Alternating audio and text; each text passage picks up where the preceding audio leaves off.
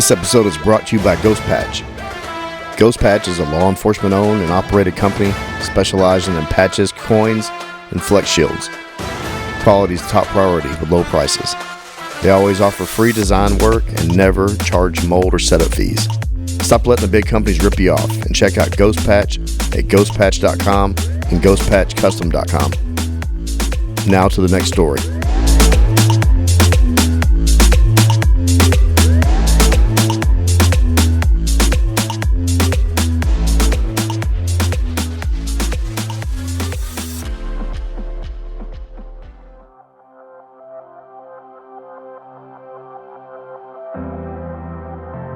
Canine was like the goal. I went on a canine track with another neighboring jurisdiction and go on the track, and the dog smokes a dude. I was like, holy shit. Like, that was the first time I saw a dog work. And then I'm like, I told my father the next day, I'm like, I want to be a canine guy. And when the police need the police, they call canine. So I'm like, that's where I'm going. So the next day I had this conversation with my father, told him the story, and I'm like, that's what I want to do. And never forget the line he said, then do what you got to do and, work your way towards it so they can't skip you for that job. The guys with success, how do they handle the dog? What are they doing on building searches? You kind of like watch, and I would play this like game in my head. Like, I would watch all the guys that I looked up to, and then I would try to be better than them. And it got to a point where I was like obsessive. I look back now, I'm like, what a loser. I was passing up vacations with my friends, like passing up going out because I was just train. I was doing all these training tracks on my own. Guy would run a search in a building at training, and I'd watch everything he did, and I want to do it better.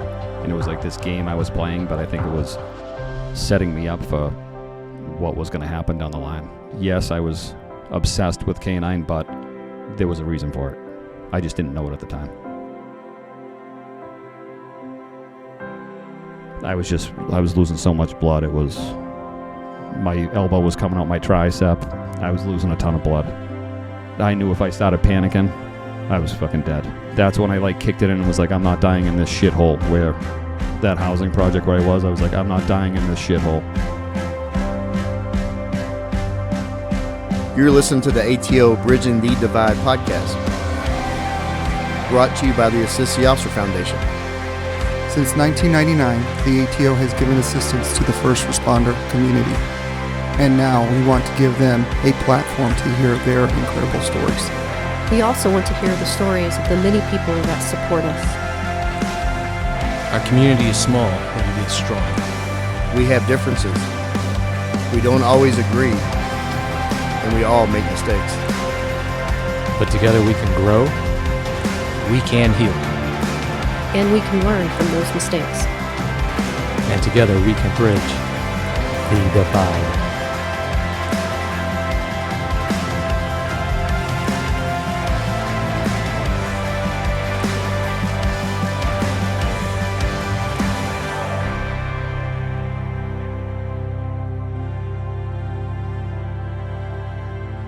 There's a bond between a police officer and their canine partner that's unlike anything else. It's not just a working relationship. It's a connection forged through trust, loyalty, and countless hours spent side by side, facing danger and uncertainty together. It's something you can't fully explain, but you can feel it. That bond was at the heart of Officer Billy Cushing's career in Braintree, Massachusetts. A career defined not only by dedication to the community, but by the unbreakable partnership he shared with his canine partner, KITT. Together, they were more than a team. They were brothers in arms, inseparable in purpose and spirit. What most people don't see, what they'll never fully understand, is the weight canine officers carry. The endless hours of training, the constant demand to be perfect, the pressure from command, and the second guessing that comes with every decision. There's criticism, there's scrutiny, and often there's a lack of understanding from those who've never done the job, never stood on a perimeter in the dark, heart pounding, with only one living being that they trust to have their back, their dog. That relationship, it's not just about commands and obedience. It's not about control. It's about a level of trust that runs deeper than words. A handler knows every look, every breath, every shift in their dog's posture. They feel when something's off, before a sound is even made. And the dog? The dog would give its life without hesitation, not because it was trained to, but because it wants to. Canine handlers live in a world most can't relate to. Their partner isn't just their coworker. It's family. It's a piece of their soul, wearing a badge. And when that partner is lost, when the leash goes slack for the last time, a part of the handler never comes back. Officer Billy Cushing lived that bond every single day with his partner, Canine KITT. To the world, they were a highly trained police team. Sharp, disciplined, effective. But to Billy, KITT was so much more. He was a protector, a shadow, a piece of his heart that walked beside him in silence, but spoke louder than any words ever could. Together they trained endlessly, not because they had to, but because Billy believed that if they were going to face the worst this world had to offer, they'd face it ready. Every bite drill, every trek through woods or alleyways, every controlled aggression session, it was all a promise that Billy would never ask KITT to do something he wasn't willing to do himself, a promise that if the moment ever came, they'd both run in, side by side. But that kind of dedication comes with sacrifice. There were days Billy felt the pressure from above, the doubt, the criticism, the endless questioning of decisions made in the heat of a moment that most people never have to live through. Yet through it all, he kept showing up. Not just for the job, but for KITT. Because when you have a partner like that, quitting is not an option. And then the unthinkable happened.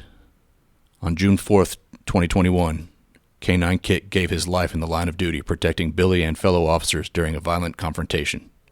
He took the bullet meant for someone else. He died a hero. But more than that, he died doing exactly what he was born to do. Serve, protect, and love without question. But what remains is the legacy. A story of courage, loyalty, and a bond that defies words. This is the story of Officer Billy Cushing and Canine KITT. A team built not just on training and trust, but on love. The kind of love that never dies. So I was talking to Joe a while back. We throw ideas around constantly about who we want to bring on, and I was like, man, I got this guy from the Boston area that has a badass story I really want to tell. And I said, man, next time he comes down, if he ever makes it down here again, we got to have him on. Yeah, I know you and I were kicking it around over text for over a year now. It wasn't even 2 weeks later that Scott's like, hey, Boston boys are coming back. Let's see what we can do. And I was like, oh, right away I text Joe. I was like, hey, he's coming. Like, let me see if I can get him on. And Joe's like, put it together. Let's do it. So here we are. Let's start with the easy stuff, though. Talk about growing up, man. What was your childhood like? I grew up in Braintree, Massachusetts, where I eventually ended up becoming a police officer. My dad was a police officer in Braintree, so that was kind of like, I looked up to him, seeing him wear the uniform. So from a early point in my life, I knew that's what I wanted to do. So Braintree is population of around 40,000 people. The police department is about 85 officers top to bottom. It was kind of not a sleepy town, but not crazy growing up there. It was pretty safe. You could ride your bike around town and not have an issue. So it was a good place to grow up. As far as, can you describe like the type of crimes that they have there and just the scenery? Yeah, we have a large shopping mall, Social Plaza in Braintree, which is a bunch of our calls. The place is kind of a shit show down there. It always has been. It was deemed neutral gang territory for like the city kids to come in there, but there's been a bunch of stuff that's happened in the past, and it can get pretty wild down there. But we also have a couple housing projects that are a lot of our calls. A lot of our time is focused there. But other than that, it's just your it's a blue collar town. It's a nice spot. How long did your father work for that PD? 36 years. Nice. So with him being there for 36 years and you watching him do it the entire time, that was a huge influence on you. And was that part of staying in Braintree? Yeah, there was I didn't have any like plan B. It was It was kind of the relationship with my father was strange because my parents got divorced when I was young, but I kind of took my mother's side. My sister took his side, but I still like looked up to him. Him having the uniform and hearing he'd still tell me the stories, but it was kind of strange. But I think when I finally got hired, that's when we became like super close. My father and I it was kind of odd. Was he still on when you were hired? He was, yeah. So we had a couple of years together, which is I used to take overtime on his shift, so we'd be able to work together. So it was pretty cool time. What rank did he actually retire at? He was just a patrolman. He did detectives back and forth a couple times, but then he was assigned to communications his last few years there. So That's wild. We had some good times. 36 years as a patrolman. Yeah. Wow. Yeah, he would like on the night shift he'd like rip cigarettes inside the building, and I'd be like, "What the fuck are you doing?" And he's like, "Let them fire me." He just you know when you get to that point you don't care. He'd do whatever he wanted. So before you hired on with Braintree, what'd you do? I worked in corrections for 5 years. And the funny thing about corrections, the jail that I was working at, they said if you were there more than 5 years, you were staying there. And I literally got out in 5 years, like 5 years to the day. And I was jumped ship and got on the PD. Was that because they said if you stayed over 5 years, you were stuck? No, I think I was getting nervous, but it's just the way it worked out. But I learned a ton there. That's a whole nother story. No, that's a big part of it, too. I know a lot of guys that have worked corrections before they've been police officers, and it seems like they kind of have a little bit more insight into not only just the process of how the jail works and everything, but also just dealing with criminal and The criminal mind. Yes, and I think corrections officers don't get the kudos that they deserve. They're kind of like the forgotten brother of law enforcement, but you're locked inside with these people. You can't drive down the street and get a coffee. You're literally doing time with them, and you don't have. The only tools you have on your belt is your radio. So it's 90 inmates to one officer. Anything over 90, or anything over 72 was two officers, but 72 and under, you versus them. So if you don't learn communication skills, you're gonna have a fucking hard time. Yeah, no, that sounds like a fun party. One versus 72. Well, it exposes you to violence and unpredictable people, and also puts you in. You start getting the skills of being hyper vigilant. Correct. Because you have to be. Yeah, and then you get on the PD and you know all the players in the game because you're seeing the same faces. Yeah, and you can also pick up on just the behaviors. Right. Because of criminal behavior, because they're there for a reason. Right. They started somewhere. Yeah, and even searches, like when you see like a former corrections guy or a woman doing searches, you're like, okay, they worked in a jail or prison. It's just different than what you learn at the police academy. Just being around the worst of the worst every day, right, in very close proximity. Yeah, that's a hell of an experience. So if Braintree was your only option, it was. There was no failing, right? No, that was it. So, do they have their own police academy? No, it's like a regional.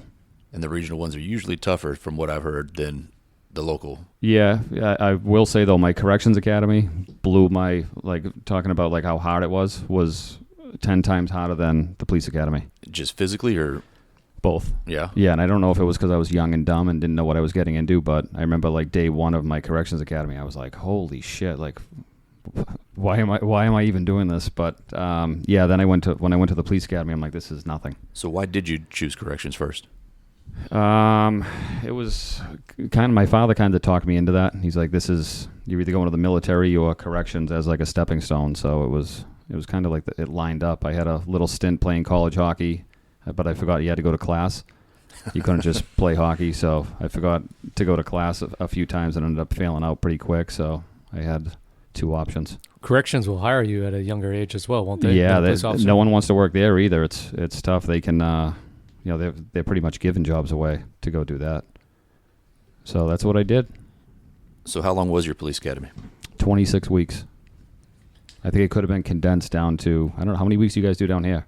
9 months. 40 or 42, somewhere. Is it really? Yeah, it's one of the longest ones in the nation. It was back 20 years ago. Is it like, when you get to week like 30, is it like monotonous that you could just...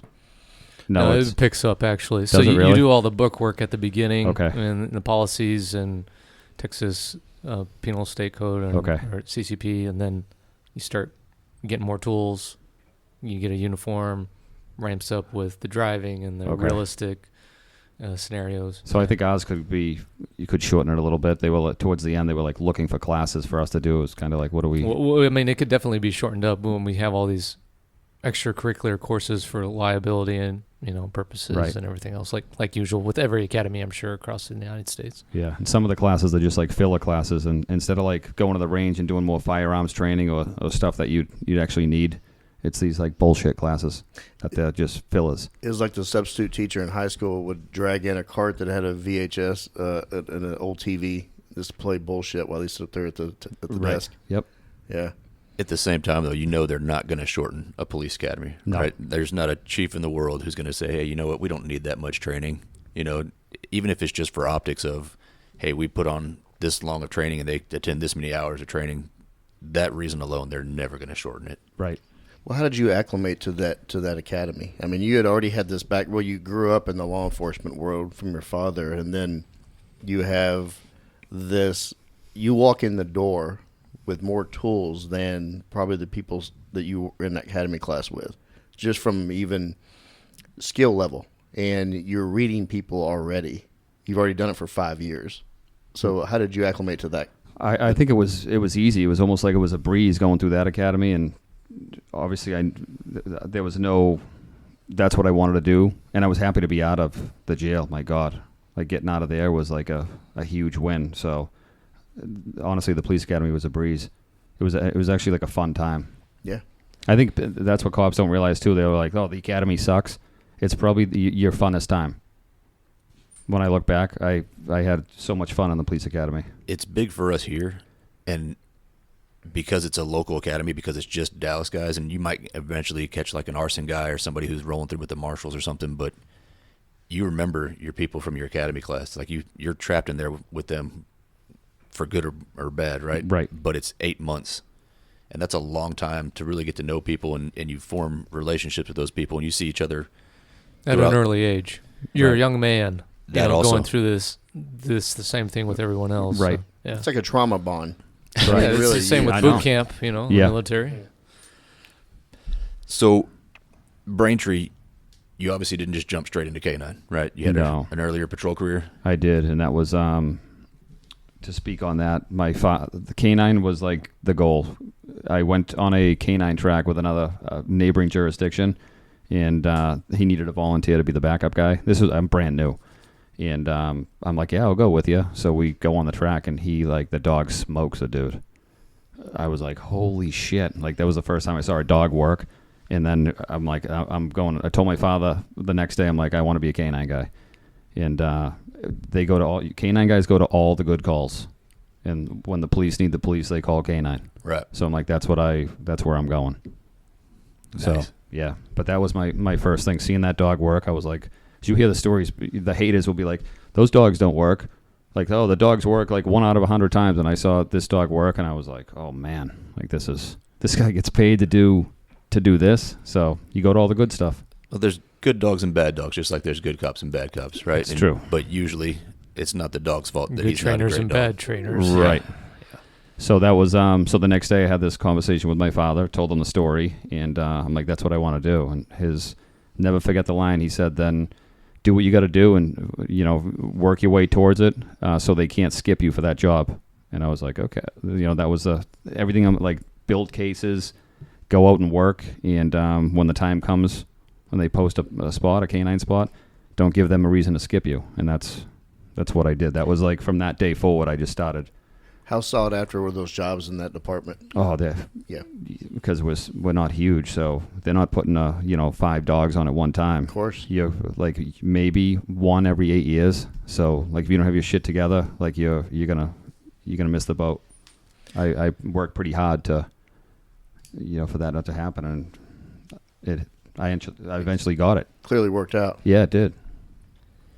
So we just talked about basically how they select it, but is there an actual process for the application? It was pretty much just submit a letter of intent when they posted the spot, and no interviews or anything. Now I think they do some interviews, but it was submit your letter, and we knew the chief at the time, like he was gonna like look at your stats to see if you were like some shitbag or you were actually out there like working. So, how many dogs did you have on the department? At that time we had 5. We were heavy with dogs. then. Yeah, out of 85 people to have 5 dogs. Yeah. Yeah, and we had a couple that were towards the end of their career, and that's why they wanted to put a couple other ones on, but it was just, the timing was just perfect. We had 3,000 people when I only had 4 dogs. That was It's a huge disparity. I caught it in a downswing and got out before it picked back up.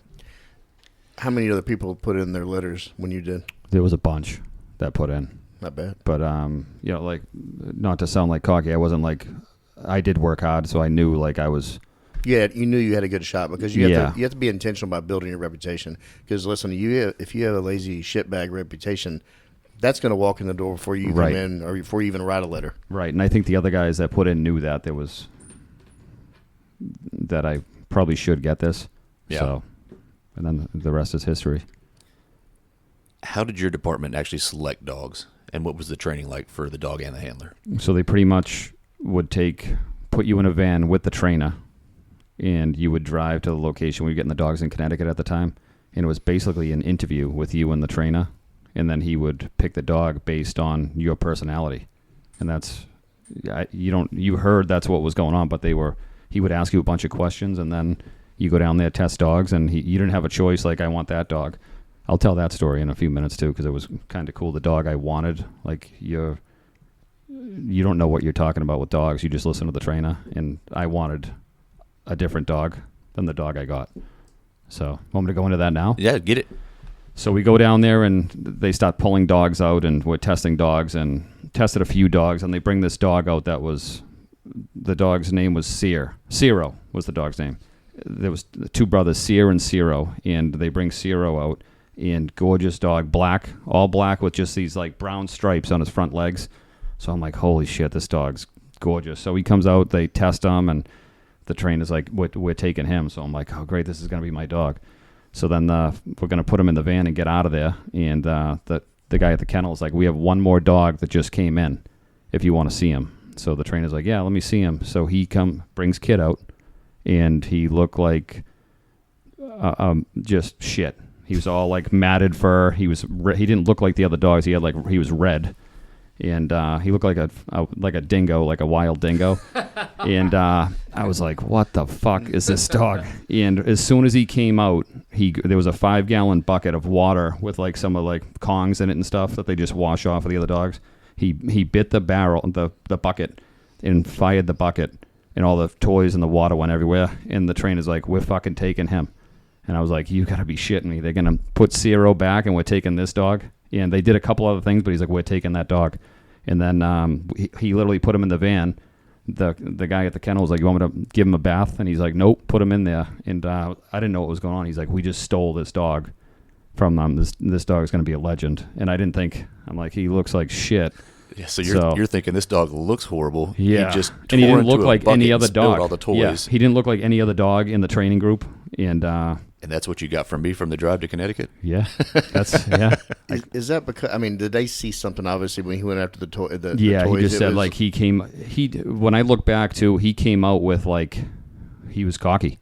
He came out like, you know, this was his kennel, no one else's kennel. And you could even tell the guy that running the kennel was kind of like, just how he was handling it was different than there was like 8 or 9 other dogs there. And he was almost like scared of this dog. What breed? He was a Shepherd Mallee mix. It's a dingo. Yeah, he did. Dingo? That's what they was called. They called him like the guys in the like the trainers were calling him the missing link or a dingo. We got him. He just looked like a wild animal. How big was he? He was 80 pounds. Okay. Yeah. Can I add something? Yeah. Here, it's. I'm over here laughing at you. You tell this part of your story, Billy, because it's so similar to when Figor was picked for me, and Wolverton, you went down and helped select Figor, but when they sent pictures of Figor back, and again, I didn't know really anything about dogs, but I'm like, this is the sack of shit y'all are picking for me? Right. I mean, you could literally count every single rib that it had.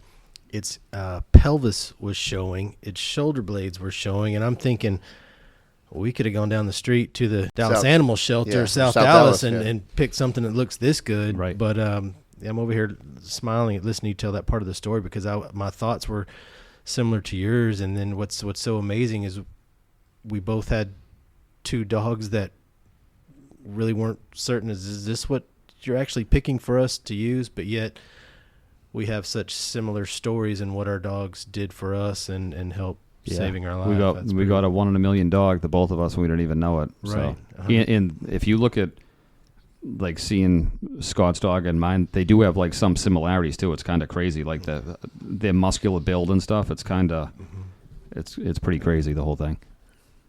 I'm glad you love your dog. I took a lot of pride. That was actually, I wanted that dog, and I was kind of hoping that you didn't, so that I could try to talk my way into having Figor. But will you touch on the joke of why you picked that dog? I came from mounted. Yeah, so you were riding horses before you came over to play with dogs, and Figor's basically a horse dog. I mean, he is like Marmaduke, just a huge dog that I was like, that's the closest thing to a horse he's gonna get. But yeah, it was obvious at that point once I saw that dog. Figor was 12 hands and weighed 120 pounds. I was bringing him home. He only weighed like 6 pounds. He wasn't anywhere close to 100 pounds. So how does your group train? Do you guys just train with the 5 dogs that you've got? It's a 16-week patrol academy to start, and it's pretty much the thing. It's like crawl, walk, run.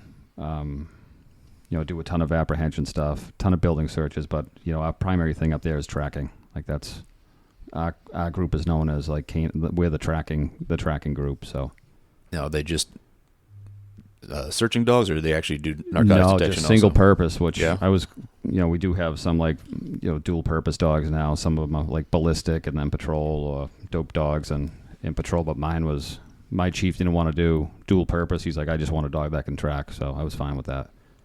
That's an interesting perspective from a chief too. Usually they want them to do as much as they can. No, he wanted at that time we had a single purpose lab that was working, and our chief was like, I think it's more opportunity too, because we're not a big department, so he didn't want to, like, if you do a dual purpose dog, you're taking a specialty from another person. So I think that was his thinking too. He didn't want the Swiss Army knife dog. He just wanted sharp. You to focus on one thing. Now you also train with neighboring departments, correct? Yes. Yeah, we have about it's over 70 departments that we train with. Our canine group is pretty big, and it goes all the way down to like Cape Cod, and we'll go to some cities north of Boston. How did you guys work that out logistically? Like how many days a week or month? It was pretty much the drug dogs would go on Tuesday, patrol dogs would go on Thursday, but then it got so big they opened it up to you could just email or call the trainer and be like, I'm coming Monday. So because usually they were running canine classes all the time, so you could just jump in whenever you wanted. So that part's unique also for canine guys. That when you start working with other handlers and you start working with other dogs, you start to pick up different tips and tricks, and there's another bond that you get with other handlers when you're dealing with the dogs. Can you get into that a little bit? Yeah, I didn't tell my friends that I was doing this, but my thing with it being in canine, I used to, Scott and I have talked about this. You watch people and I'm sure you do that.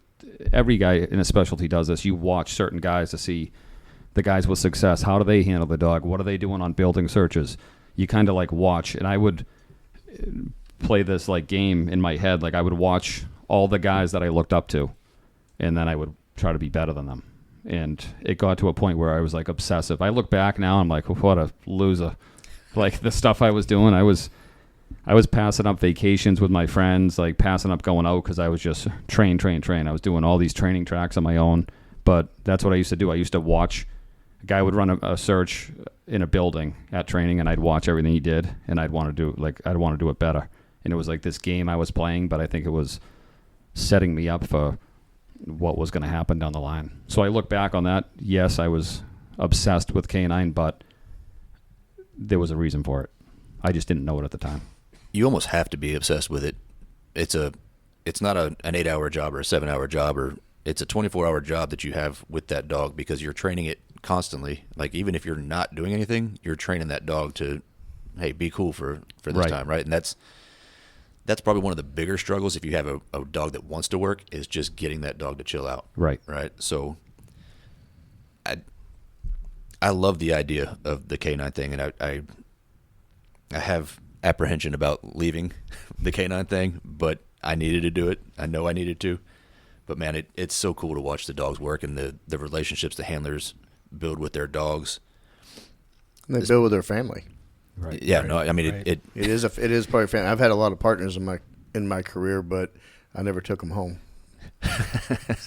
even in the unit, you build relationships with the other handlers and their dogs, so their dogs' tendencies. It's really unique in the police world to have an animal partner that's as aware of what's going on. And that's one of the really unique things about dogs is they are aware. They can tell how you feel. They can tell that you're going to work. They learn everything. And then once you realize that they're learning at the same time, and it's really cool to watch it all come together. Yeah, we also talked about that. Like when you see your dog, the learning process of how to track, and then when you see the dog start to actually work, you're like head spinning, like, oh my God, like this is all I just have to hold a leash and the dog does this. Like people don't realize how smart these dogs are. It is work, but we're just the ones holding the leash. But I always say that to canine guys too. Like some canine guys just want the take home car and the different uniform, and they want to drive around. Like if you're in it for that, like you probably suck. Everybody knows. You can tell as soon as it happens. Yep. So the guys that you brought to Dallas with you the first time, they were all part of your training group, right? Yes. Talk about those guys a little bit. Oh, those guys. I have my friends on the department that I worked at. But though these guys are like, it's hard to explain. It's like on a different level. Like you have your friends, but these guys would, if you called them, can you come over and cut my grass? They would be like, yeah, okay. They wouldn't be like, why, you can't do it. There's something about canine guys that are different than other cops. And that's, they say we're like a pack of idiots. We are, but we would do anything for one another, and I know I would be. They've helped me more than they'll ever know. I do tell them that too. Like without them, I would be in a whole different spot than I was. Like with the mental health stuff from what's happened to me. They've just been. It's hard to explain. And now this bond that him and I have is the same thing. It's like two canine weirdos, and now we're like connected forever. No, that's really cool, and I wanted to get into that a little bit later with Scott. But those guys that you brought with you the first time, it was really cool to watch you guys just like there wasn't any work here, right? This was a kind of a getaway, but you could see that there was that relationship. And and I put that text out. This is what I'm doing. I'm going down there to meet this guy. If anyone wants to come, you're more than welcome. But either way, I'm going. And it was like 15 minutes, and I had 11 guys respond saying like, yeah, we're going to Dallas. Yeah, 12 deep. Here we come. Yeah, it was wild. It was fun to see you guys at the airport too. That was a trip. We still talk about that ride back. It was pretty fun. All right, let's get into some actual canine work. March of 2016. Tell us about that track. So I was home sleeping. It was 1:30 in the morning, and I get a phone call from my lieutenant, and this is like wild that he said this, but he goes, do you mind coming in? He gives me the address, and he goes, can you come in and find this guy so we don't have to shoot and kill him? That's what he said on the phone to me, and I'm half asleep. I'm like, yeah, okay, like let's go. So I roll up to the scene. There's two officers in front of the house, which is usually you would roll up and they'd be like, hey, the guy ran that way. Let us know if you need us. You go alone a lot of the time.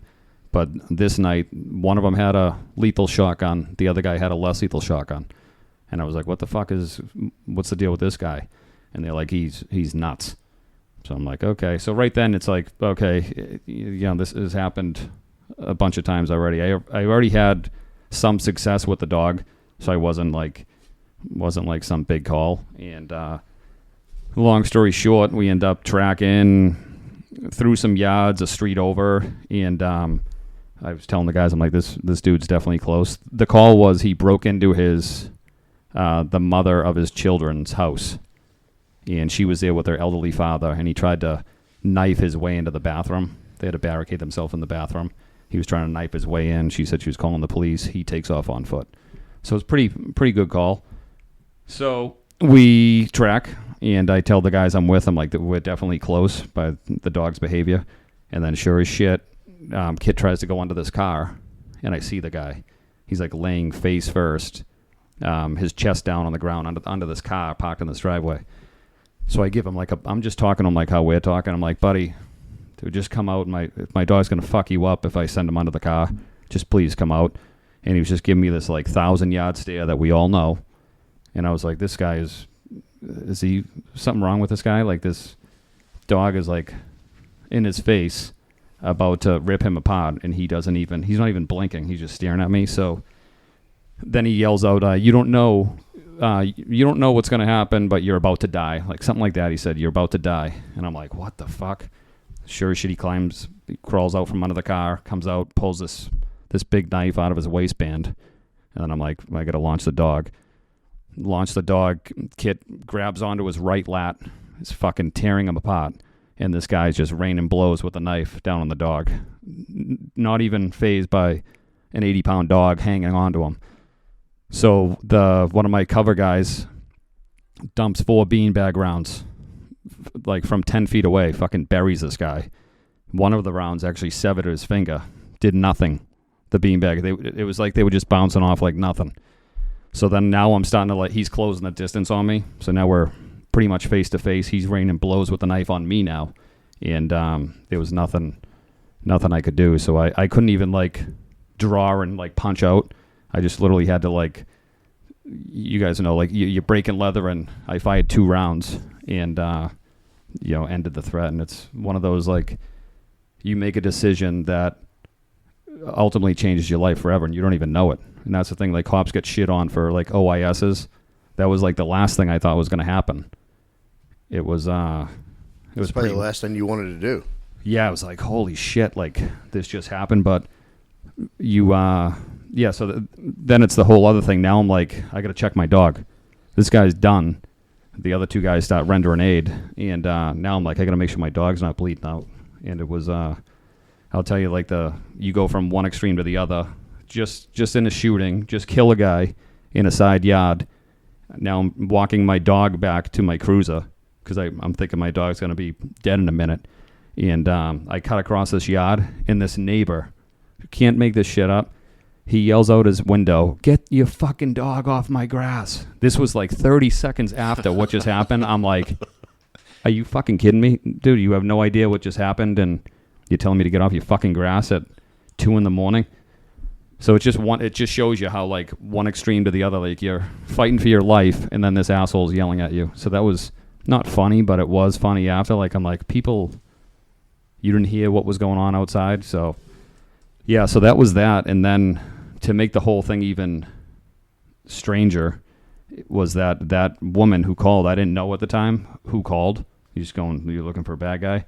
I went to high school with her. I was friends in high school with her. So now I'm like, there was so many emotions after. They send you to the hospital. I didn't know why I was going to the hospital. There's no class in the academy that had post-shooting stuff or after-action stuff. They're like, you going to the hospital? Why? Because who's taking my dog? Oh, we'll just bring him back to the station. I was like, bring him back to the station? That's not how that works. He has a cubicle. He's just going to go sit down and type reports. They did too. I was ordered to go to the hospital. They had someone else take my cruiser with my dog. So I was like, what are you going to do with them? They're like, we'll just leave them out in the back parking lot and shut your car off and lock the doors. That's what it was like. So you're going from the fight of your life to the mandatory, you got to go to the hospital, which I didn't know at the time. That was protocol. We don't have, I think there was, before that one, there was 2 OISs in the history of the department that people actually got shot. So they didn't know, it's not I know you guys have plenty, but it's not, there was no protocols for what happens after. So yeah, it was fucking a wild night. No, it sounds like it. So were there any injuries for you? Did you actually get stabbed? No, I did not. No? Nope. And KITT? No, luckily I think all his were on his the collar that he was wearing. It was just superficial stuff. Yeah, and I talking to those guys after, the 2 guys that were with me, they were like, you closed the distance and you guys were nose to nose. And that was the other thing about that people don't understand with cops getting in shootings. There's different ones. I wasn't just shooting into some bushes. We had him and we conversed with each other. This wasn't no word said, where it's 2 guys face to face And he's like, I'm going to fucking kill you. And I was like, dude, you're about to fucking die. And you're going to fucking die. So that was like a thing that fucked me up after. Because it wasn't like, I'm not going to say like it would be different if I didn't like I just said, shoot into the bushes. But this was like a... Would be different. Yeah. This is like a hand-to-hand what you're talking thing about is with... very intimate. Yes. You had a connection. Yeah. It was face-to-face and we were like talking to each other. That was the last thing I wanted to do. But those were the words that was said. And that, after the fact... It was like, holy shit. Like, this is where the town, like, sleepy Braintree that I grew up, I just had to do this near a place that I would, like, hang out when I was in, like, junior high. So did you know at that point that KITT wasn't injured? Yes, because I went back. I had, like, literally, like, 2 minutes before they were, like, you know, get in the ambulance. And that time, again, 2 in the morning, just after 2 in the morning, the media got there and, like, obviously they're like scanning and listening. I remember sitting in the back of the ambulance and they were all showing up and I'm like, either like move this ambulance or I'm just gonna get out of here because they started like filming. It was I didn't know what the hell was going on. How did KITT respond to all that with the? He seemed fine after, but he did act strange. Like after we get a live bite, the trainer usually wants to see the dog again and kind of he'll like reenact the same call. But I could tell he was acting different. That was like the day he was like super, from that day on, like overprotective. If you came to my house and he was out, he was going to fuck you up. Like it was, if we were watching TV, he'd want to sit on my lap. Like it was like a whole nother level of our bond. And I actually asked the vet and the vet's like, whatever you're feeling is running right down the leash. So if you're stressed out or having some issues, I can guarantee your dog is too. So very empathic. Yeah, but it was definitely different after that. Obviously, it was different for me after you. You both changed. Yeah, like I don't. Some of the people, I don't care if you're military or whatever you are. Like these, we have some guys that I worked with that would be like, oh, I could, drop a guy right now and be fine. No, you have no idea what you're talking about. Right. Yeah, like those people, I'm like, you have no idea what you're talking about. And almost, can I go on? Absolutely. I always looked up to guys in my canine group. There was a couple guys that were involved in officer-involved shootings. And not that I did look up to them, but I always put myself in their shoes, asking, like, how would I react if they did that? Or not wanting to be them, but I used to be like, yeah, I wonder how that was. Stupid. I was like comparing myself to that, almost like how would I react in that situation? And then you actually do it, and you're like, why did I ever fucking think like that? Because now careful what you wish for. Yeah, and I tell like younger, newer cops that like, don't wish for this because it's like a boulder that you carry around forever. It's not like the movies. No, yeah, they watch TV and like there's like dudes are getting in like 2 shootings a shift. It's like, and they just go back to work and they're having dinner with their family. Like, no. Lethal weapon. Yeah. How did your department Blue Bloods, they drop, every shift they're dropping someone. And it's like, yeah, whatever. Yeah, Danny, but he's on it. He is. Oh, Danny Reagan. How did the department handle everything after that as far as getting you back to work and bringing you in? Did they mandate any therapy or anything? Yeah, so I had 3 shootings in 5 years, 3 different chiefs. So the first one, the chief is, I love this guy. This guy is like the best guy in the world.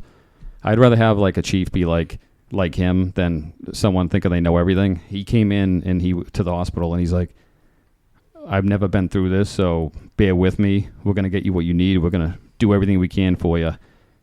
I'm just unsure of like how we're going to do it, which I would rather that than when I go to talk about the second one, you're going to be like, what? So it was kind of like refreshing to hear that from him. I wasn't like, oh man, he doesn't know what he's doing. He's the nicest guy in the world. I know he would never try to screw me, and I was good with what he said.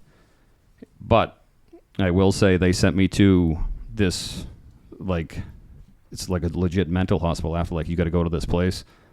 And they sent me there. And I walked in there and I was like, what the fuck am I at? Right. Like, they sent me to, like, a crazy hospital to Shutter get, like, Allen. It was, too. And the lady was very nice that I talked to. But I'm like, I'm not supposed to be here. Like, this is, like, I wasn't, like... But that came from a place of misunderstanding and not knowing yeah. what to do. So I was rather there than- about a half hour, and they dropped me off there. I don't know how long, if I was staying for days or what the fuck I was doing, but I called one of my friends, and I was like, get me out of this fucking place. I'm not sitting here talking to these people. They didn't even, when I told the woman, like, she's like, why are you here? Why did they send you here? And I was like, because I killed somebody. And she was like horrified. Like, they didn't tell her that there was a police officer coming in that was just involved in this. This was a few days after. So I get a ride out of there. I called my chief and was like, he's like, what's the deal? I'm like, I'm not going to that fucking place. And he's like, all right, well, just let me know when you want to come back to work. I was like, okay. So a couple weeks later, it was just under 4 weeks. I'm like, I got to go back to work because I didn't want, like, my father's group to be like this, you know, your kid's soft, like, get him back to work. Like, this isn't that bad. So I came back to work in just under a month, way too quick. I tell guys that, like, I talk to now, like, take some time to yourself and process everything because you can't process it in 3 weeks. Right. This is the second shooting? This is the first one. Oh, this is the first one. Okay. Yeah. So I come back to work way too quick. And if this is a true story, I'm going to tell you. One of the first shifts I get back to work, same shit. I have to track, like, this man with an arm with a knife. I end up tracking him. We end up, like, converging on him on a baseball field. And he's, like, jammed in left field between the two fences. So it was, like, nowhere for him to go. And he's like, kill me. He's got the knife. I'm like, holy shit. So the guy I was with was from a neighboring department. He had a taser. So I'm like, you got to, like, tase this guy because if I shoot 2 guys in a month, I'm going to fucking get committed. This is what I'm saying as this guy's waving a knife in the air and I have my dog. These aren't the thoughts you want to be having at this time. No. If we had body cams and they heard me saying that, like, I can't shoot this guy, people would be like, what do you... And even he was like, what do you want to do? And I was like, I'm going to fucking launch the dog at him. And then you're going to tase him at the same time. And we did. And it worked. But then after that call, I'm like, I got to go back out. I got to take some time off because I can't be saying that. The awareness, though, that you had right there of, I don't need to be back here. Yeah. And having the courage to say, hey, I don't need to be here, that's huge. I mean, Right. there's so many people that go through the same thing, and instead of just saying, hey, look, this isn't right, they're just like, well, I guess we're going to make this work, you Right. know, and we talk about it all the time about how this new wellness unit, and we say new, it's been here for a couple years now, but it's in its infancy. We're figuring those things out as we go with it. You know, there's no book on how to handle individuals and mental issues that come from these positions and these incidents that we go through. So I applaud you for being aware of, I'm not where I need to be, because the next thing we see is either you get into the same situation and you don't perform where you should, or you find a different vice and try to deal with it through that. So I'm glad you went through what you went through and that you handled it the way you did, because there's people that watched you, right? Right. All those guys that you work with and the neighboring agencies watched you do it and do it the right way. Right. So did you choose any therapy after that personally? Yes. Yep. I talked to someone on the regular after that, and then that's when I started having, like, conversations with these guys that have done it. The canine guys that I was talking about, I would ask them 100 questions. I would constantly call them like, hey, should I be because I was thinking, you dreaming, people who say they, like, aren't fucked up after it, like, it affects your eating, your sleeping. You constantly think about it, especially right after, like, you're replaying it, like, should I have moved left? Should I have done this? Should I have done that? But, like, it's just the way it goes. The science of the brain, I'm not as well versed as some people on it, but it's fascinating how it manages the rest of your life, right? Right. And one incident can set you on a different journey. Right. You reached out to a counselor. How did you find this counselor? We do have a pretty good peer support team at our place, and they were like, they were on it after. One of them, I talked to on the regular, and I told her, like, this isn't, I got to talk to someone about this, but there wasn't, EAP wasn't what it was in 2016, what it is now. Like, where, like, you guys do great stuff, and I think we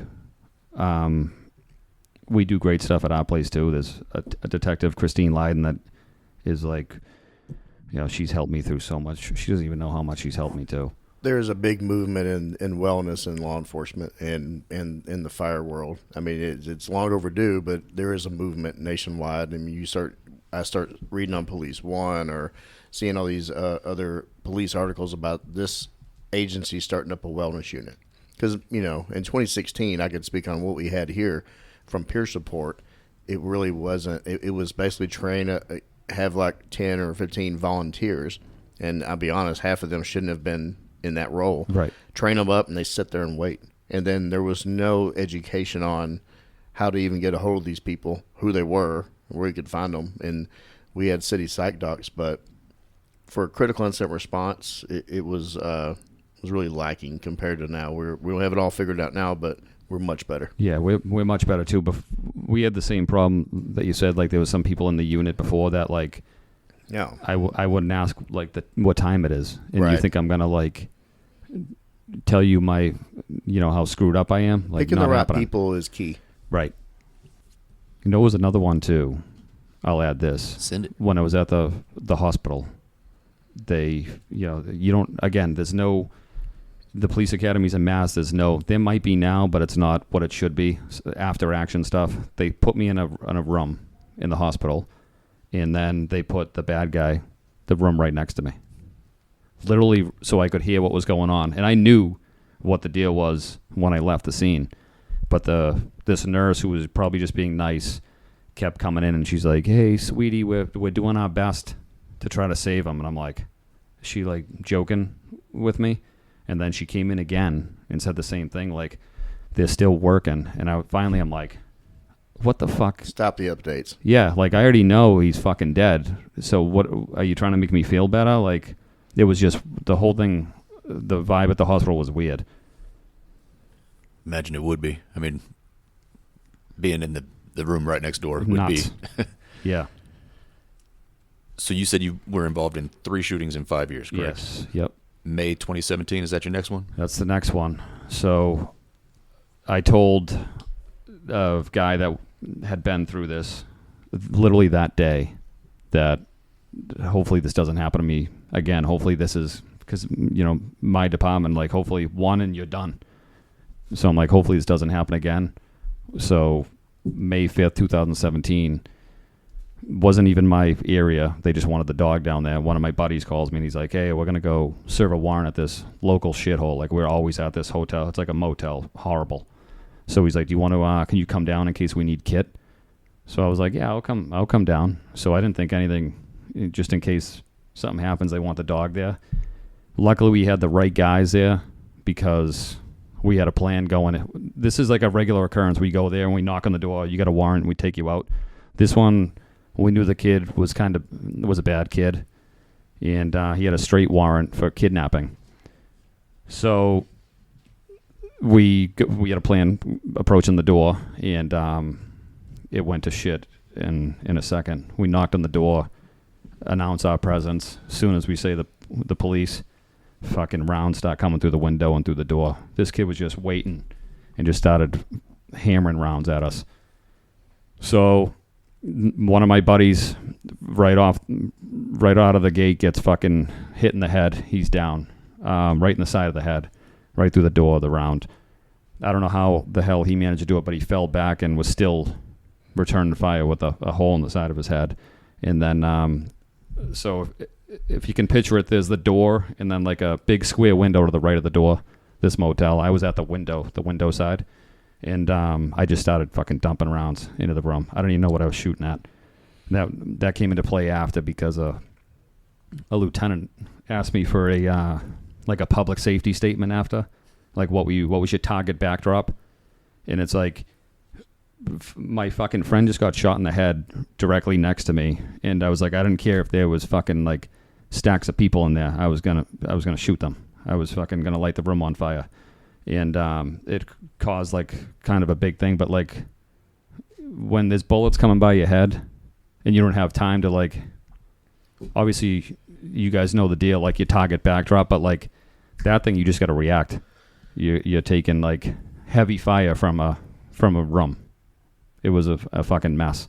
So then the other guy had to get obviously evac'd out. So we had one guy pull this guy, to cover, and we're just still dumping me, and one other guy just keep dumping rounds into the room, and ultimately they eventually got us out of there, called SWAT in. He was dead in the room, but what a fucking mess. Was he by himself in there? Yeah, he was by himself, and the other officer survived. Luckily, when the round went through the metal door, it flattened out like a penny, and otherwise, if it went through the window, that round would have killed him. But it came out like a penny, and just stuck in this. Didn't penetrate his skull, thank God. How many shots were fired in that incident? Oh, a lot. Yeah, A whole lot. A whole lot. Yeah. So that was your second shooting in 14 months? That was months? the second one, yeah. Yeah, so I'll go into a little bit of this because I don't want to get in a bad mood. This is a good day down here. But, so that was May 5th, 2017. We're cleared by the district attorney, good shoot, in July 2017. So we're like, fuck yeah, we're going back to work because we were out of work the whole time. And we did seek therapy after that. We were constantly talking to people or the same person, and we were all together because we were out on admin time. So July we get cleared. This is a different police chief at the time. We're like, we're going back to work. He's like, yeah, not so fast. I'm going to do a IA on you guys to make sure you didn't violate any department policies. So we're like, the DA just fucking cleared us. What policies did we violate? That's what I'm going to check. So he didn't call us until Halloween, October 2017. The shooting's in May. We're still out. No one's telling us anything. And then he's like, all right, the IA's over. You guys can come back to work. We were fucking bullshit that we were out that long. Like, you're doing an IA on us for doing our job. Like, we didn't do... We pretty much got lit up for knocking on a door. So... We have a pretty... I don't know how to word this properly. It's kind of notorious here to be under investigation. 4 months would be a record. No kidding. To be I cleared. got a squad mate who's going on 4 years. Oh my God. Yeah, we So got we a lot should of have complained then. A lot of really long investigations. Yeah, that's crazy. That go on stuff like that. And so when you say 4 months, I'm like, Yeah. not horrible, but usually as soon as you're cleared by the DA, like that's the green light to go back to work, you would think. And then, all this, you're on TV saying how great your officers were, but then you're fucking trying to bang us on an IA investigation. Like, come on. Out of curiosity, what is the culture like as far as the district attorney in that part of the country, like where you worked? They're pro-police. Okay. Yeah. I know that's like changed with, the current climate, whatever's going on, but he's pro-police. But so that made we were pretty fired up over that. So as a result of one of my friends did not shoot, there was 5 of us there at that call. One of them did not shoot. He was behind us, so he kind of, I always told him if he did shoot, he would have fucking shot us in the head, shot us in the back of the head. So he was kind of not in the position to shoot. And there was some other things with him, but he started drinking heavily because he felt that he didn't act how he should have, and he ended up dying, drank himself to death over it. That's the... When you find a vice that's not positive, those are the issues we've run into over and over again. Yeah. And I don't want to blame it all on that chief, but he was in a fucking bad spot. And he left two of his daughters and a wife.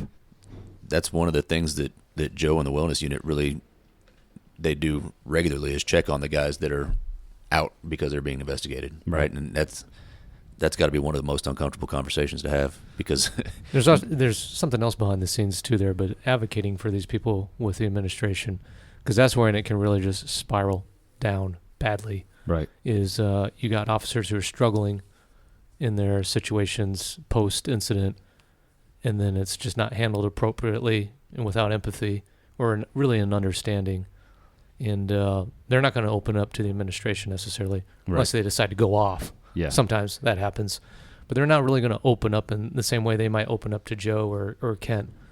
And so that stuff starts coming out, and it's almost like someone needs to advocate for them. Right. Someone with a clear head who can articulate and sit down a chief and explain, this is what's going on with this troop. And here's what you need to do to be helping them. This decision you made and this other thing with them, it's really hurting them. Yeah. Yeah, and another little, just to like rewind a little to this second chief. I won't say his name because he's a shitty human being, but there was a transition period between the first shooting and the second one. New chief coming in, and I always say like I would give back awards. I don't care about awards. I'd rather have my dog back for 10 seconds than have every award. The awards don't define who I am or what I've done. I don't care about them. But that chief that came in during the second shooting, he was like, hey, the former chief put you in for these awards for the first shooting. He's like, but I'm going to pull your name because I don't reward people for taking human lives. And I was like, he said that to me. I'm like, keep your awards. You know? Yeah, I was like, to say that to me after, he didn't know like what everything I'd been through, but I was like, holy shit. Like this guy just said that to me. And that was one of the things, guys, like you're angry. You don't like that chief. I'm like, if you only fucking knew what he, like, save your fucking award. I don't want it. But to say that to me, like, you think that's something I got to live with for the rest of my life. And he's saying that.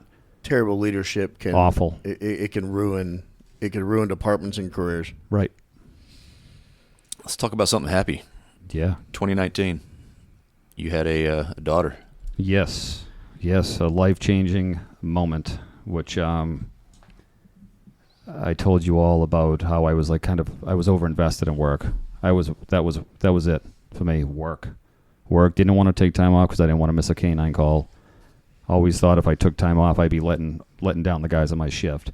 So I have everyone says when your children are born, it's life-changing. Like that moment at the hospital is life-changing, and it is. It's like a light went off in my head that it wasn't all about me anymore.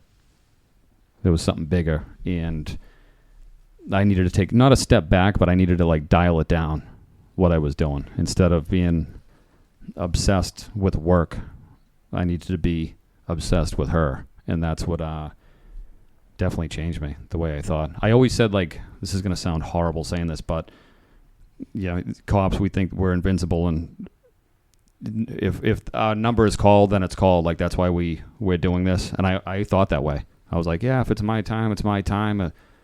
And then I'm like, what the fuck? Now you have something really to live for. Yeah, like, why would I ever say or think that? Like, but I did. That's what I thought. But this gave me like a whole different view on life, and it was I dialed it back. I think KITT realized it too, because he hated everyone, but he loved her. He would, like, around the house before her, he would be like running at the door if he heard someone knocking on the door. And now he was kind of just like mellowed out. It was in the train. It was even nervous. He's like, I don't know what's going to happen. You better keep him away from that baby, because if he gets a hold of the baby, we know what's going to happen. And yeah, They're very intuitive, and he was feeding off you. Yeah, as well. You changed, and so did KITT. Yep. And I remember I had a hellacious bite. It was like a car chase. This was right after she was born. Car chase, bail out, and fuck this guy up pretty bad. 10 minutes later, we go right to the house, go home. He's fucking sitting there licking my daughter's face. I'm like, holy shit. I didn't want to say like where his mouth just was 10 minutes before, but right. That's how he was. He could just turn it off. Where before he couldn't turn it off. He was, wanted to go all the time. So everybody tries to explain to people that don't have kids how that actually changes you, but it's so overwhelming that it changes your entire outlook on what you do on a daily basis, right? So, like you said, you were all in on, this is what I'm going to be. I'm going to be the best dog guy there is, and then in an instant, it's like, hey, that's number two now. Yeah, easily, right? Yep. Number one is my main focus now, and this is all I need to do. Yeah, and it was interesting. I really want to get into it a little bit more. How did your work pattern change? Like, how did you guys get smarter about things? Did you see a change in the way KITT actually worked? Yeah, no, he was still the same. As soon as he went to work, he was all business. But for me, like, if the phone rang, I was like jumping to go. Like, there was no, like, I didn't care where we were. If I was out to dinner, I was leaving, go home and get my dog. And that part of it changed. Like, if I was hanging out with my daughter on the couch and the phone rang and they're like, we got this, I'd be like, I'll get you someone else to go. Where before I would be like on the phone trying to put my pants on to get in my cruiser and go. But his home life changed, but work didn't. He was still an asshole at work. But literally a different animal at home around the girl. Yeah. Where before it was like he was on all the time. Now it was like the light switch. I could turn him on and off. All right. Yeah, this part's not going to be fun, but it's a huge part of your story here. Let's talk about June 4th of 2021. Lead us up to what's going on. So it was a Friday afternoon, gorgeous weather. I actually had nothing to do that morning, so I'm like, oh, this is good. So I'll just get to go to the gym and do what I want. And that changed pretty quick. So I get a call from the dispatcher, and he just says, we had a situation down at one of the housing projects. Can you come down? I didn't really know much about the call, but I didn't. It wasn't like a big deal. I thought I would drive there, find this guy. Maybe KITT would get a bite. I'd come home, shower, and do the report later. It was nothing, no red flags raised. So I'm driving there.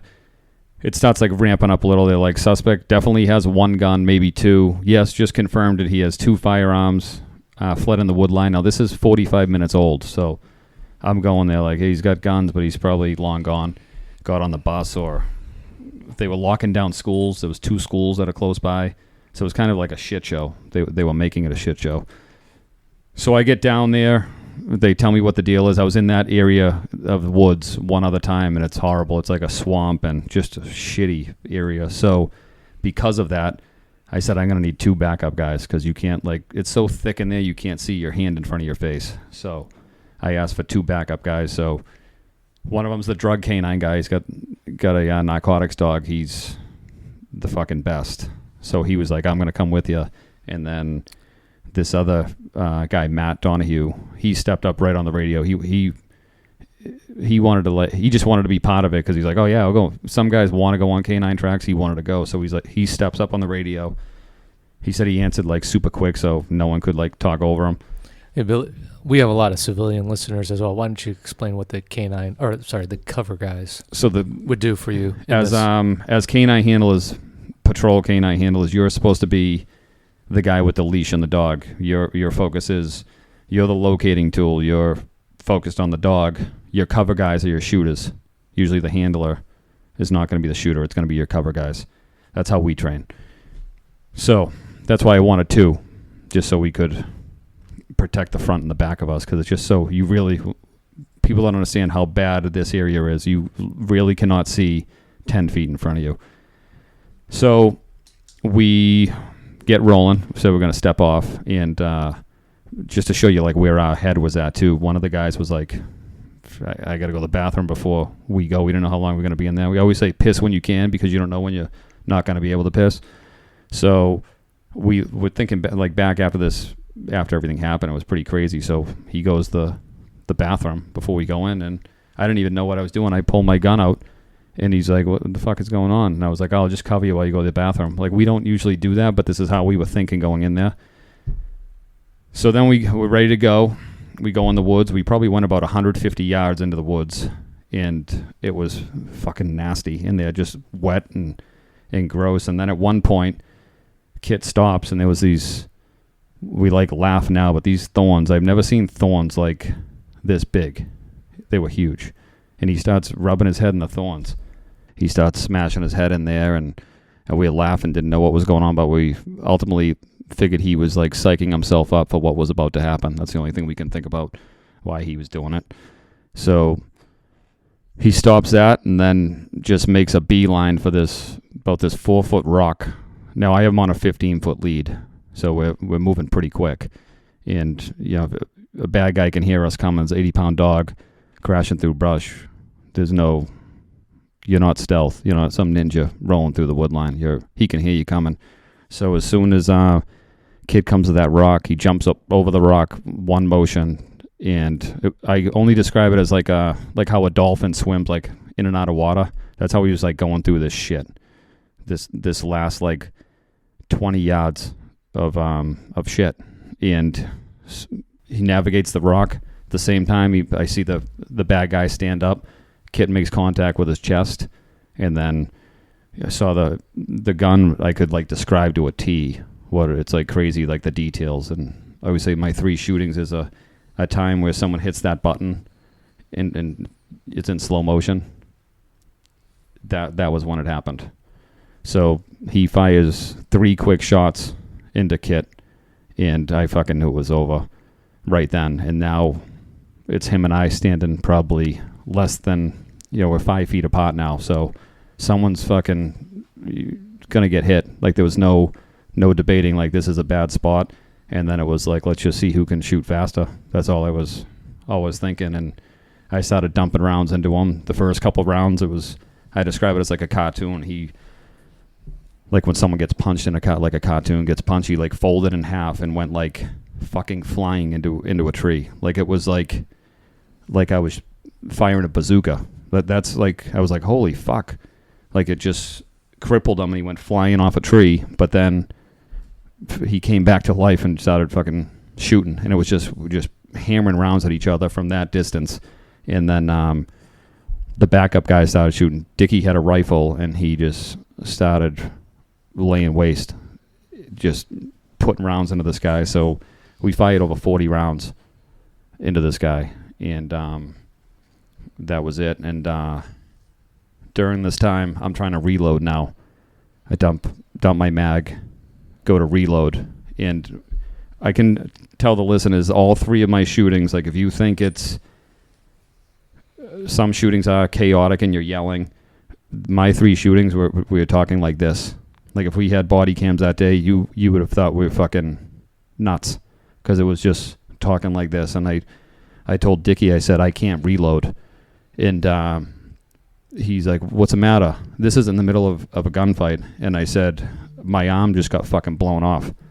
And we looked down at my arm, and it literally looked like my fucking arm got blown off. I was like, how the hell could a handgun do this to my arm? And I was losing so much blood. It was, my elbow was coming out my tricep. You guys can see my forearm now. It's destroyed. This was all just ripped apart. And I was losing a ton of blood. And I knew if I started panicking, I was fucking dead. I knew at that time I was thinking like, you're going to fucking probably die. But that's when I like kicked it in and was like, I'm not dying in this shithole where that housing project where I was like, I'm not dying in this shithole. And Dickie put a tourniquet on me, and we knew the guy was eliminated. We knew it for sure. There was he wasn't getting out of the woods alive. And the rest it starts getting foggy, because I knew I was in a bad spot. And I tell the story. Dickie was calling over the radio where we were. He was trying to give our location so we'd get an ambulance in there. And there was like, I could hear the radio, and the people were saying like, where are you guys? And I'm thinking like, where are we? Like, you can't hear the fucking gunfire? Like, we had a perimeter set up. Like, how do you not know like a general vicinity where we are? So I remember hearing that stuff, but I was going in and out, and they kept saying like, telling me to like keep my eyes open and stuff. But it was pretty bad. And then they started, I had so much blood on me that they didn't know if I was bleeding underneath my vest. I got hit 3 times in my vest too, and then twice in the arm. And they started, this is actually a funny part, they were ripping my vest off and cut my clothes off, and Dickie kind of fucked me because there was poison ivy there. And yeah. I was getting rolled in poison ivy. The poison ivy stripped all your uniform off first, yeah, right? And oh then yeah, rolled you? yeah. And he was like, "Where's the poison ivy?" And then fucking dragged me over to the poison ivy. But yeah. So then they put me on. They just scoop me up and bring me out of the woods. And as I'm losing it, I'm seeing certain people. This is the crazy part. So I see one of my friends, and I remember like making eye contact with him, and he looked like he lost like the biggest game of his life, like his face. And I was like, whoa, that's weird that he's looking like that. I'm saying this to myself as I'm like going out of it. And then one of my friends opens the ambulance door, and I remember looking at him, and he was bawling, crying, like uncontrollably crying. And I was like, fuck. Like, if he's crying, this can't be fucking good. I'm going in the ambulance. He's crying that bad. So then I get in the ambulance, and this is fucking, I don't like, believe in this weird shit, and people may think I'm full of shit, but I'm telling you, this is nuts. I'm in the ambulance, and I was saying to myself, why are they putting me in an ambulance without a roof on it? I was thinking that, like, what the fuck kind of ambulance is this that I'm in? All you could see was, like, it was like the sun was shining on me, and then, like, I think that was my sign to, like, are you going to die, or are you going to fight your way out of this? And then my deputy chief, Mike Want, was, like, standing over me, and I, like, focused on his gold badge, and then, like, it started, like, literally his badge came into focus, and that's all I kept staring at was his badge. And I was like, fuck, that must have been the time, my decision, like, you going to one side or you going to the other, and I picked the right side. So you're saying you had an NDE? Yeah. Yeah. Wild, which I've heard stories about that before, and I'm like, No, I would say, talking like, about seeing the sun is because you're coming up out of that ambulance. right. Yeah. Yeah. And I've heard stories like this before, and I'm like, yeah, is that true? It's fucking true. Yeah. It's nuts. And then that's when I was like, I started to get back with it. The pain was, the tourniquet hurt worse than the gunshot. I think we talked about this too, Scott. Like, I remember the tourniquet. I was like, holy shit. It'll definitely take your mind off the gunshot. Yeah. So I remember in the ambulance, I was the medic in the back of the ambulance is a friend of mine, and I was like, you need to give me something for the pain. And he was flustered too because we were friends. And I remember him asking Mike, who was in the back of the ambulance, what does this? He was like taking his med kit out, and he's like, what does this say? And he was holding it up. And Mike was like, what does it fucking say? You're the paramedic. Like, I don't know. I could hear all this going on. And then, they blasted me with some nasal morphine, which helped for the, they took me to the local hospital instead of, the original plan was to go into Boston, but they said I wouldn't have made it because I lost so much blood. So they had to take me to the local trauma center, social hospital. But I remember the ambulance ride. I was like, how the hell did they get there that quick? It seemed like, because it's a few minutes away, but it seemed like a 30-second ambulance ride.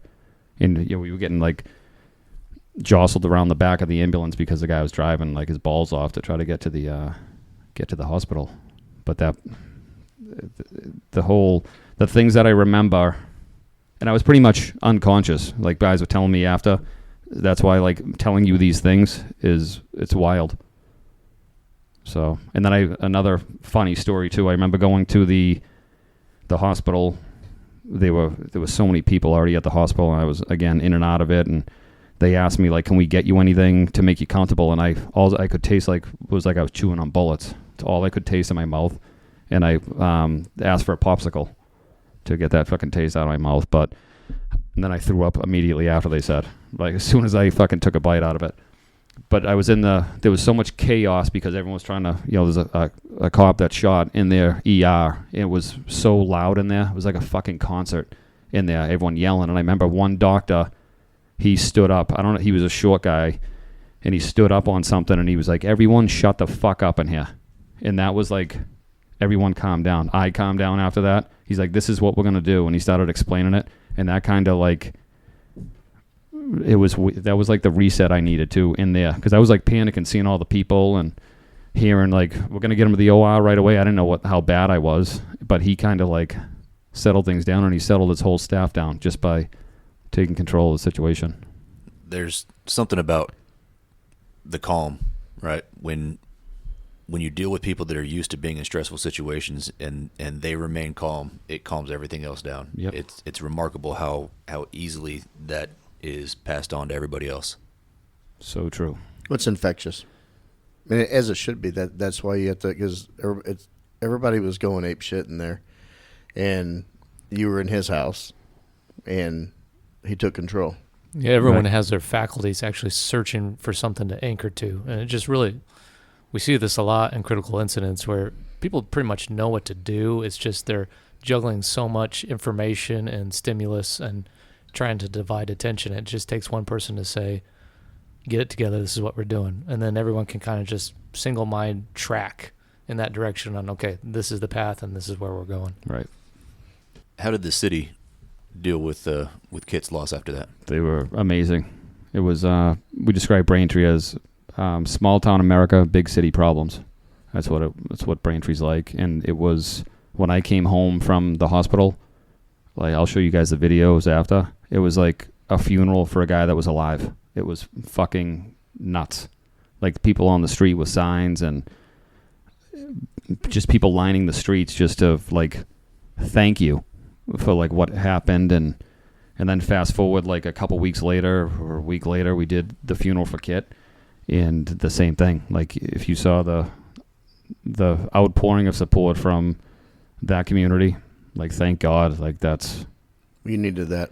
we did. Yeah, The whole place needed it. Yeah, and there's other towns that are, most of the towns are like very supportive, like police supportive, like blue towns around us. But this was like on a whole nother level. Like I knew they liked us, but I didn't know it was like this.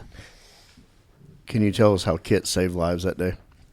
Yeah, this is another one too that I didn't know until after. So this guy, it was like it was an ambush, plain and simple. I didn't even see this part of it, but he brought these bottles out, like plastic bottles, this guy, and he fucking lined them up about 10 feet in front of him, which we think he lined them up so we'd knock him over, he'd hear him, then he can get up and just start dumping rounds. I never saw the bottles because I was just focused. I was like laser focused on KITT, what he was doing. I never even saw the bottles. They were like, "How you didn't see the bottles?" Never saw them. But that's what he had a 45-minute jump on us. Like I said, you're gonna hear us coming. We're coming with the dog. You know we're coming. You can hear the dog. He knew what the deal was, and he picked. If I was gonna go do what he did, that's a spot I would have picked. It was like the perfect rock to use, perfect area to use, and he fucking just ran into the wrong bunch of guys. And KITT, he was killed instantly. Yeah. Yep. The guy got 3 shots off at point blank. Yeah, 3 pretty much contact shots. Yeah. When did you find that out? Oh, I knew right away. You knew right away. Yeah, and the other thing with like Dickie, they get me out of there. That was my big thing too. I didn't get to say goodbye, and I didn't want him to be in there alone, obviously. But all the stuff I heard after, Dickie was like, I'm not leaving. He stayed there. He's like, I'm not leaving till you get someone to stay with this dog. So he stayed with him until someone came in. So you were in a couple really close, intimate gunfights. Yes. Knife fight.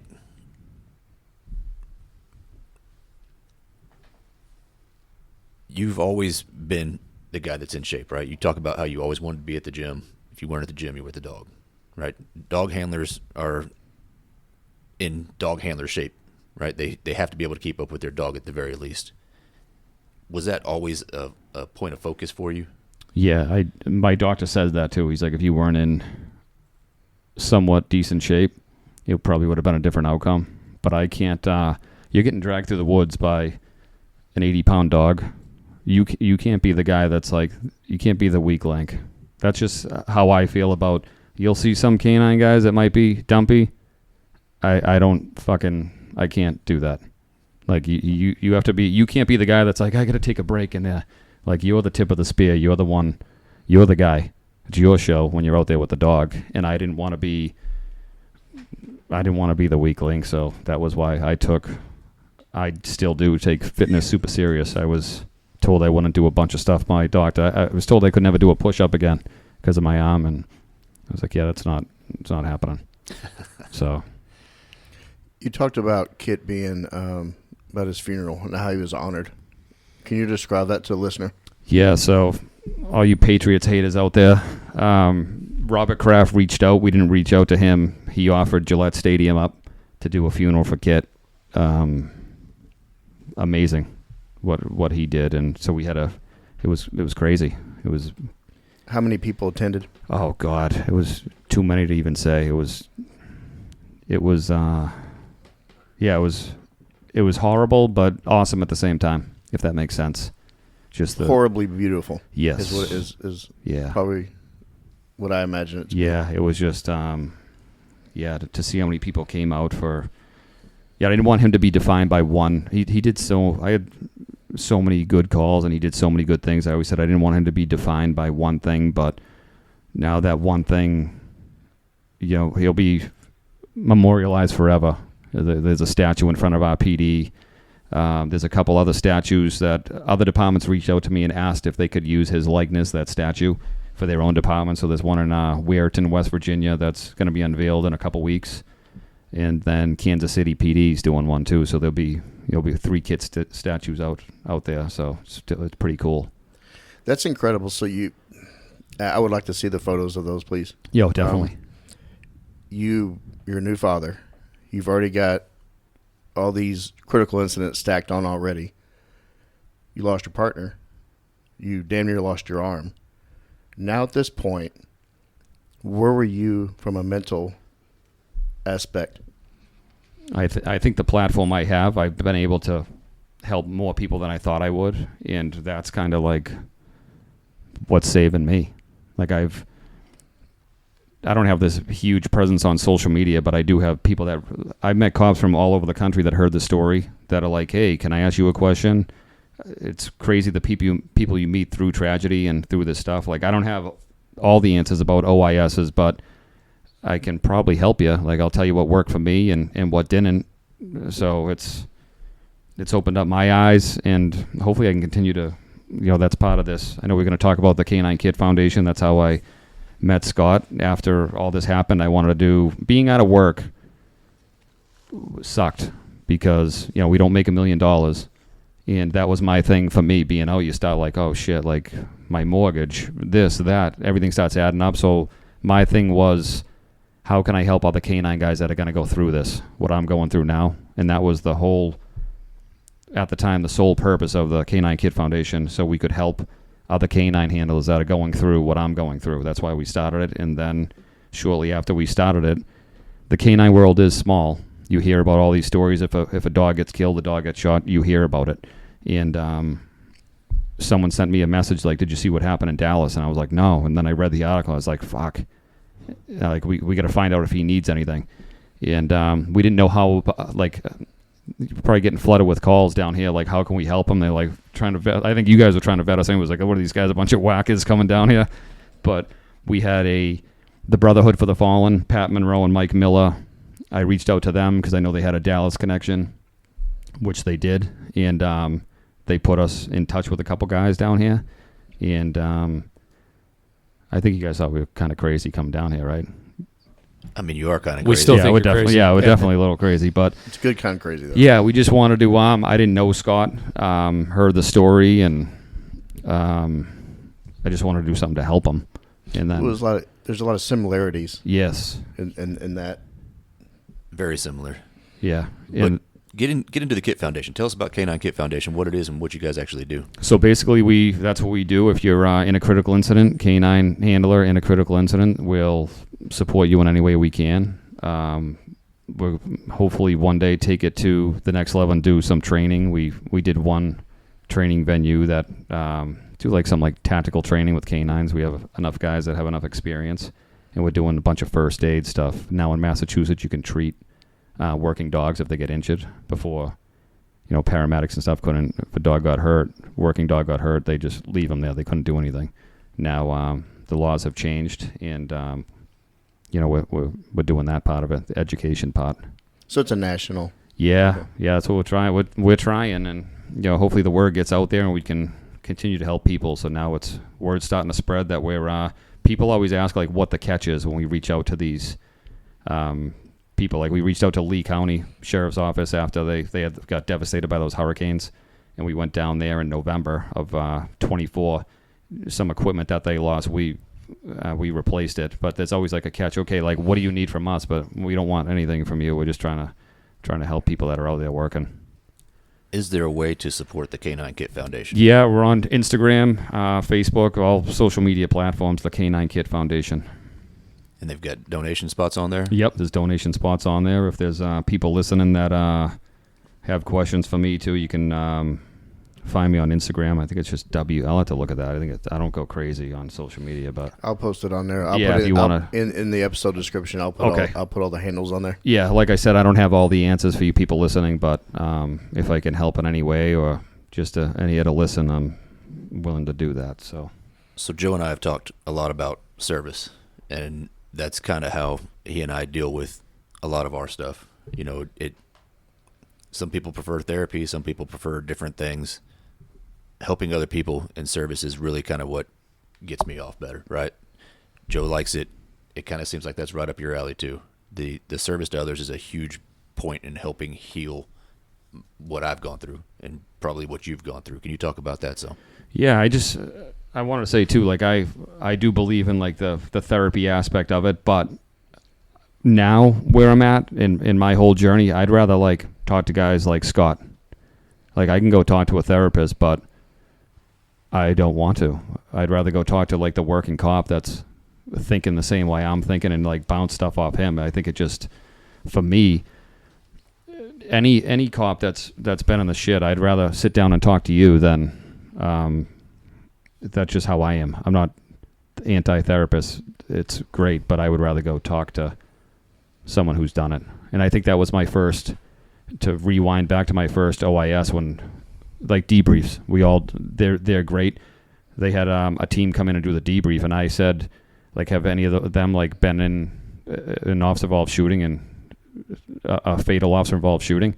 And they were like, well, no. I'm like, oh, I want a guy in there that's so I can ask the hard questions. And that's what I would rather talk to the person that said they did it instead of the person that said, well, I read 3 books about it. Okay, I don't fucking care about your books. I want to know like how you're feeling because you actually did it. So yeah, I'm by no means saying that therapy is wrong or that it's not necessary. I fully believe in that also. But the thing that I learned in therapy is that service helps me. And I've seen several examples of that throughout our time dealing with ATO and just the wellness group in general. If I can kind of piggyback on what Billy said about talking with people that with therapists versus people that who've been down that road before. I remember when I called the therapist, whatever you call him, with Dallas. There was a long pause after I said, hey, this is, told him my name and that I was calling so that I could come talk with him so that I could get back to work. And there was a long pause after I told him that. And his response was, you're just now calling? That struck me as it pissed me off. Kind of like Billy when he said the chief said, I don't reward people. I mean, that to me, I think was the same gut punch that you got from the chief telling you that. Like, what do you mean I'm just now calling you? You're the goddamn therapist.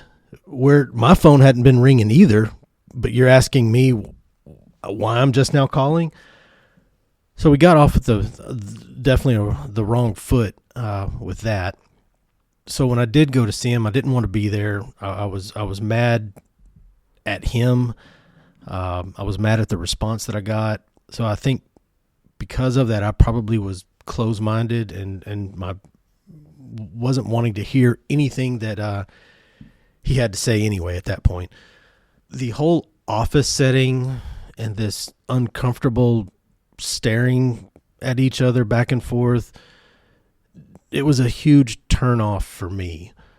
Asking some of the guys that had been down that road, hey, what did you feel? And just that talking with them about my situation, and even maybe not even so much asking them questions, but just talking with them, I felt like I was being heard by someone who understood where I was coming from. And for me, that was a greater source of help in my recovery than talking with some highly educated individual who could give me all of the terminology and all of that. But that didn't mean near as much to me and wasn't a help like talking with somebody who'd been down that road. Right. Especially when they get off on the wrong foot by the first initial conversation. Yeah. Correct. And I'm not bad-mouthing the professionals. It just wasn't for me. But one of the promises that I made to myself during my recovery is when people called, I made the promise to myself that I was going to be honest with them. So on those days, and it's a roller coaster ride after you go through something like that. But on the days that were bad, I let them know, I don't know, I'm feeling low today. Today wasn't as good as yesterday. And on those days that I was feeling good, I let them know that. But I think if you're not going to go talk to the professionals, you need to be honest with yourself and honest with the people who are calling to check on you. And when you're feeling low, let them know you're feeling low. When you're having a good day, let them know you're having a good day. But I think that for me, the key to talking with the people who had been down that road before is being honest with myself and being honest with them. Yeah, I think the standard answer for us is when people ask is like, "You good?" I still do that. I'll be like, "Yeah, I'm good," but like I don't sit home and cry every day. From what I always say too, I'd rather be me than like the guy that sits behind a desk for 40 years. But I'm still a little fucked up, and I have good days and bad days. Sometimes I should maybe tell people that today's a bad day, but I have people to reach out to, and yeah, I think you just got to be honest with yourself. You can't do it alone, and 100%. That's that. When Billy came down, I remember Sergeant Wolverton kind of told me hey, there's some guys from Boston. The canine handler wants to meet you, and I wasn't sure what to think at first, but I was like, sure, I'd be happy to meet him. But one of the things that I still remember to this day is I was thinking that it was going to be just one or two individuals. But when I walked into the restaurant there, and there's like basically a whole room full of them. I don't remember exactly how many, but there was a table and then some of them and I'm like, holy cow, all of these guys came down here to support me and to meet me. I mean, that's something that I will take to my grave, remembering. Is just like, wow, what a good group of guys to travel this far across the country to come see me, to come hear my story and help me. And I definitely think there was some divine intervention there, if you will, in that I felt like I had known Billy for years. I mean, we hit it off, and it was something pretty special to meet somebody you'd never met before from a different part of the country. I don't travel a lot, so it was just remarkable how quickly we hit it off, and then telling our stories to each other, and it was just a very special time. And I've thanked Sergeant Wolverton and the guys who put that together so many times of just how appreciative I am that they didn't blow them off. They invited them down, opened up the welcome arms, just immensely for these guys, and that was just a very special time in my recovery. And we got Scott to come to Boston. Oh yeah, he actually got on a plane and came up. Yeah, in October. His cowboy hat? No, he didn't. We were upset about that. Terrified of flying, but got some medications and got on board. That's good, man. That's actually great. And man, I wanted to say thank you. Yeah, thank you guys for having me. Having you's easy, right? You're the one making all the effort here and doing all the hard stuff. And number one, coming on here and telling your story. I know that's reliving the worst days of your life, right? It's not great, but there's value in it, and a lot of people are going to take away a lot of good stuff from this. So thank you for doing that. But thank you more for reaching out initially and doing what you do to help other people, man. It's great. I can't tell you how it actually affected our group. Yeah, and I tell everyone about when I talk about you guys. I listen to the podcast all the time, try to get the guys up where I am to listen to it. And you guys did, like you and Roy, meeting us at the airport, like you guys treated us like you knew us for 25 years, that like we were working side by side with you guys every day. And that was just, we couldn't believe it. We are different states, but we are still family. Yeah, absolutely. All right, here it is. Final question. Let's do it. What advice do you have for anybody looking into getting into law enforcement or canine? Go be a firefighter. No, yeah. And cut. Yeah. No, I think obviously the current climate here, law enforcement as a whole is not good. I hope it changes for the better. I don't see it happen anytime soon, but if this is what you want to do, follow your heart and do it. But it's times have changed. It's a different game here. And for all those who want to get in canine, don't get in canine for the wrong reasons. Don't get in canine because you like dogs and you want to take home car. get into canine to go do the work and get into some bad situations. But that's it. And to the mental health thing, like, there's so many resources out there that you can help with and that you can get help with. But honestly, like, talk to your peers, check on your peers, check on your people. Like, that's the bottom line. People don't get it. You don't have to. You guys are doing it, but like, it's not hard to say, like, to your coworker, how are things going? You don't have to, like, wait for the bad fucking call to jump on them and be like, hey, what do you need? So that's my advice to people, is check on your people. Like, it's not hard to do. And like I said, if there's anything I can do for anyone that's been in some shit and just wants a different perspective, reach out. Hey brother, hey sister, I'll never give up on you. Hey Mrs., hey mister, I'll see this all the way through. No matter how far the sun and the moon, I'll never give up on you.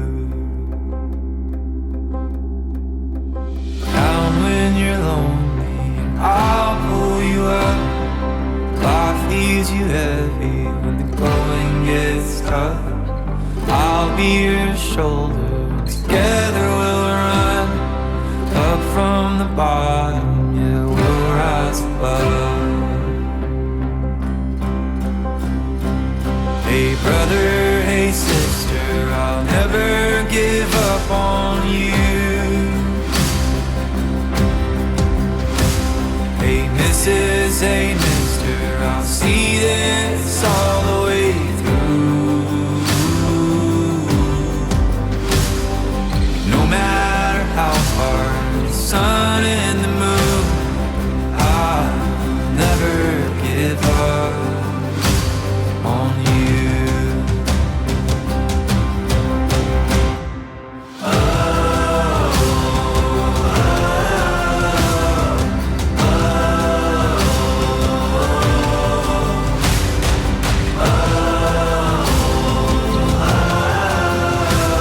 I'll never give up on you.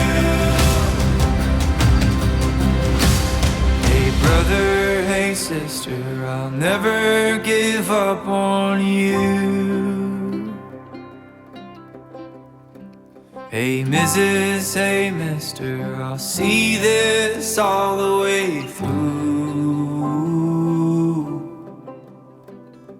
No matter how far, for the gold and the blue, I'll never give up on you.